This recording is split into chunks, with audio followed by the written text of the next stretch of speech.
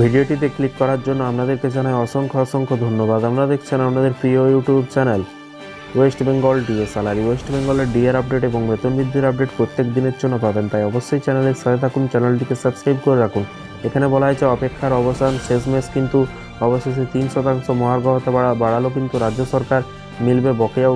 কি বলা হয়েছে চলুন বিস্তারিত জেনে নেওয়া আছে। বেশ কিছুদিন আগে ডিএ বৃদ্ধি করেছে কিন্তু কেন্দ্র সরকার, আর কেন্দ্রের দাঁড়ানো পথে হেঁটে একের পর এক রাজ্যও কিন্তু ডিএ বৃদ্ধি করেছে।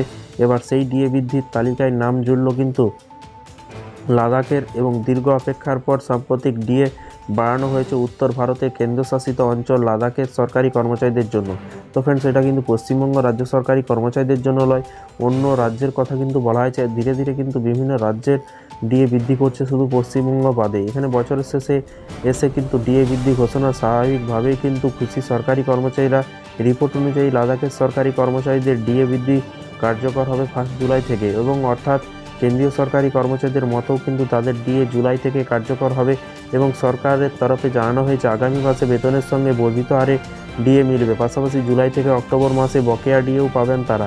জানিয়ে রাখি, লাদাখের 3% মতো কিন্তু ডিএ বেড়েছে। সাম্প্রতিক 3% ডিএ বেড়েছে তাদের। এতদিন 50% হারে ডিএ পাচ্ছিলেন লাদাখের কর্মচারীরা, এবারে তা বেড়ে হয়েছে 53%। উল্লেখ্য, কেন্দ্রীয় সরকারি কর্মচারীদেরও কিন্তু সাম্প্রতিক ডিএ বেড়ে হয়েছে কিন্তু 53%, অর্থাৎ কেন্দ্রের সমহারেই কিন্তু এবার ডিএ পাবেন লাদাখের কর্মচারীরা। এতদিন শোনা যাচ্ছে যে জানুয়ারিতে ফের একবার ডিএ বৃদ্ধি করবে কেন্দ্র সরকার। এমনিতেই বছরে দুবার নিয়ম করে ডিএ বৃদ্ধি করে কেন্দ্র, তাহলে আগামী বছরের শুরুতে ফের কেন্দ্র ডিএ বৃদ্ধি করলে সেই সময় লাদাখের সরকারি কর্মচারীদের ফের ডিএ বাড়াতে পারে বলে কিন্তু মনে করা হচ্ছে।